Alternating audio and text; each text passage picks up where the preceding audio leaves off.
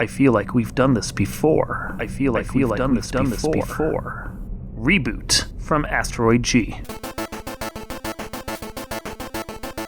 You're listening to Not So Live from Asteroid G. I'm Mike Finkelstein. With me, as always, is... Safer. And Bex. And today we're going to be doing something a little bit interesting.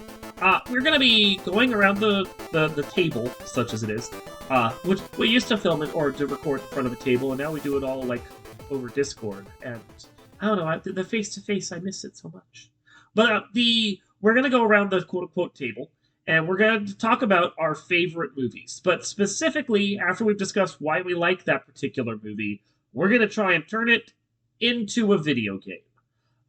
So who would like to go first? I can. Okay, Josh, what do you got for us?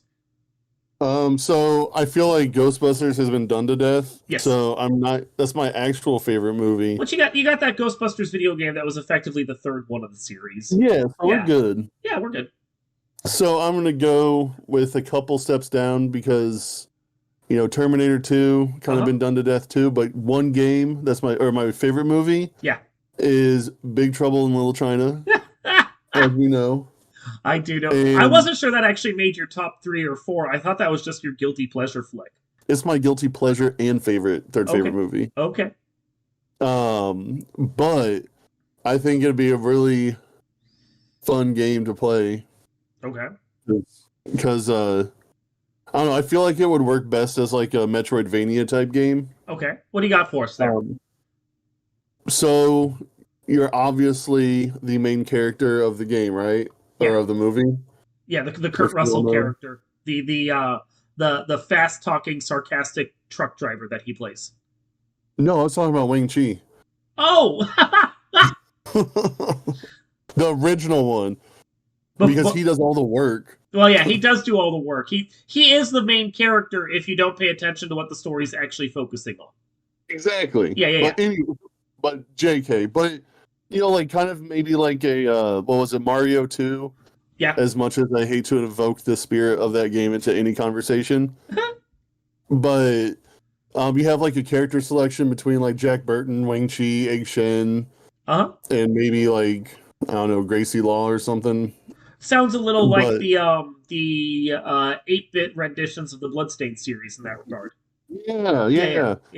Yeah, and they all have their own different abilities and whatnot, and depending on how you play a character or which character you play in a specific level, like maybe there's a different way to beat it or things you can't get to with other characters, etc., etc., etc. And I think that there should be like 2 play paths, like one, you have the good guys and one you have the bad guys, so you can play as like Lo Pan and the elemental dudes and whatnot to fight them. I don't know.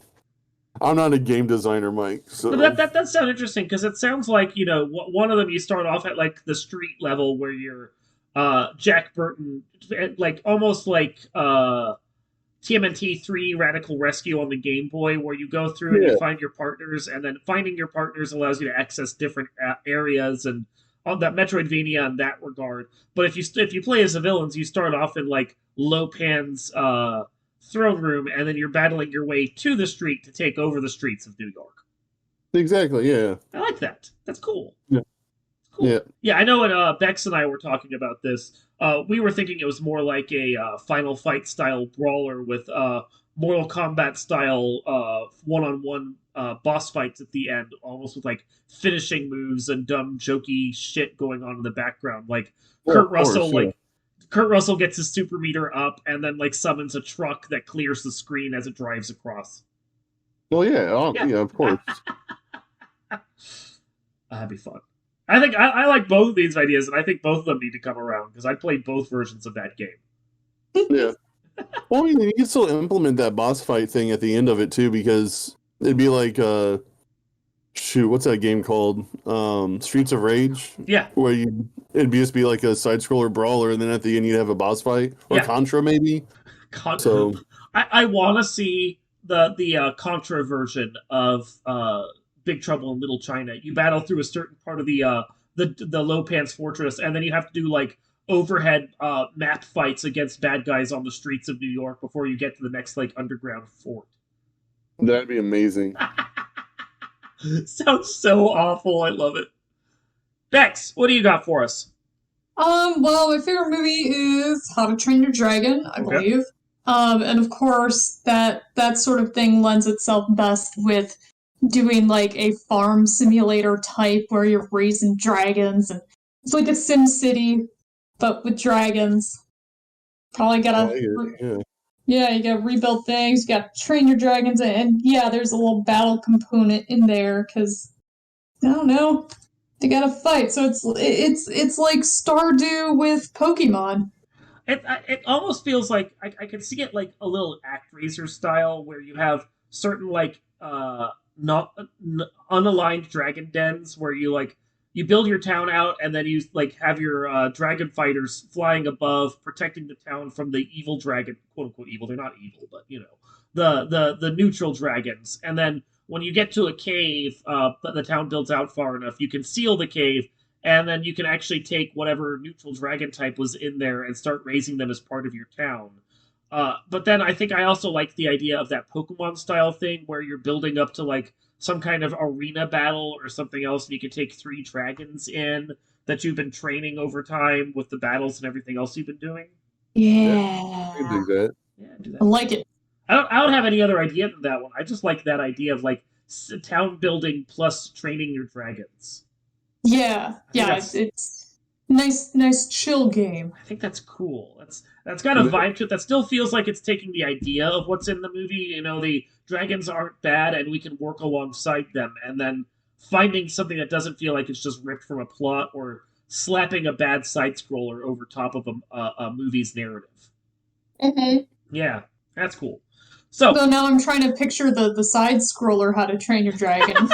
That's amusing. That one I feel like is a 2-parter right there, almost Altered Beast style. You have to play as Hiccup for the first part of each stage, and then at a certain point you've gained enough power to like pull your dragon, or you found enough meat that the off of enemies that the scent of them drags your makes your dragon fly in, and then you can then fly on your dragon and like for the back half of the stage and fight dudes on the ground and in the air as you Altered Beast that shit.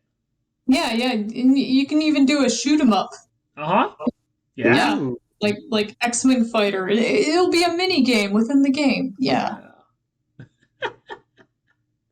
So, I will admit that I don't really know what my favorite movie is. I've been sitting here for the last few days trying to figure out what it was, because a lot of the ones that used to be my favorite movies, I no longer want to watch for various reasons, some of them being Kevin Spacey. So it's been difficult for me to figure out what I really wanted to put as my favorite movie that I will sit down and watch over and over again. And it's a weird split because it's 2 very diverse movies for me. One is Road to Perdition, and the other is Scott Pilgrim. Oh my. Yeah. Oh. And Scott Pilgrim already had a really good video game. So yeah. I don't feel like with you with Ghostbusters, I don't really feel like I need to touch upon that one again. So I think we're going to go with Road to Perdition. And this one feels like it's almost kind of like feels in the vein of like a Silent Hill or an Alan Wake, like a really moody and evocative third-person game with some shooting, of course. But a lot of it is just like working your way through the criminal underworld of Chicago or whatever, slowly like getting clues and finding guys and threatening them, maybe occasionally killing them. You'd have like the Grand Theft Auto style bank heist that you could do on the side if you want money or you want to raise like your respect in the town and so forth. And you're basically just trying to work your way up the Chicago Mafia so you can get to the guys that killed your kid, your younger son and your wife to get your revenge.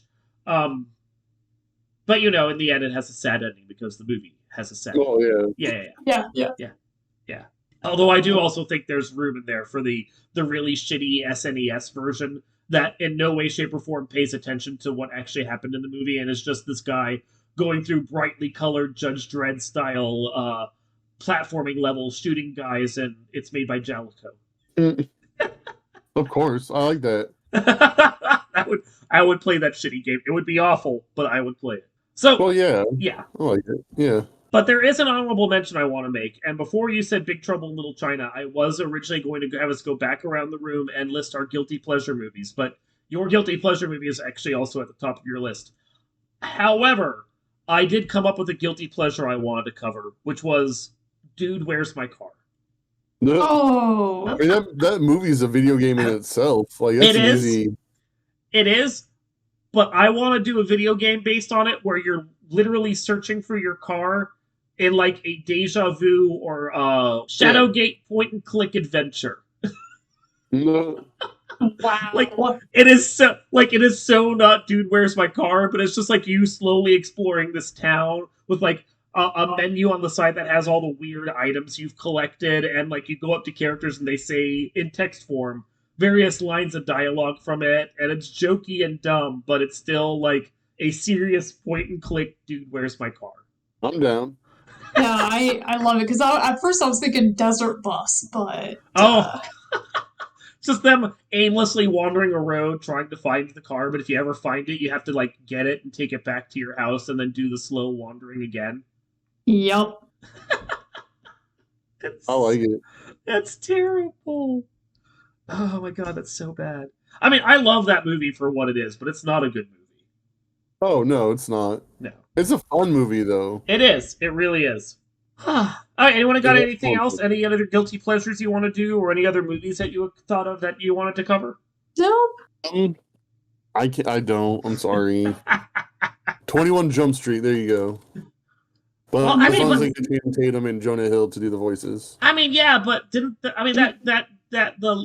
end of the second movie pretty much used up every good idea we could have for a video game or a movie?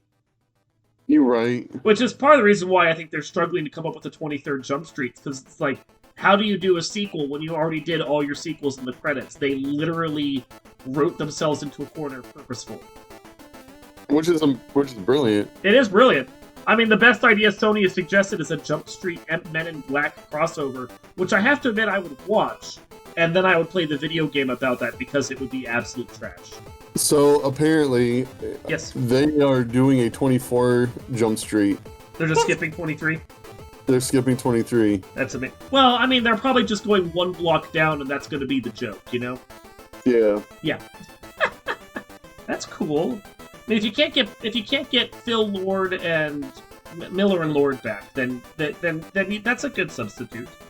I think we're going to call this one at this point. Then this has been Not So Live from Asteroid G. I'm Mike Finkelstein. Schaefer. And Bex. And we will see you next time.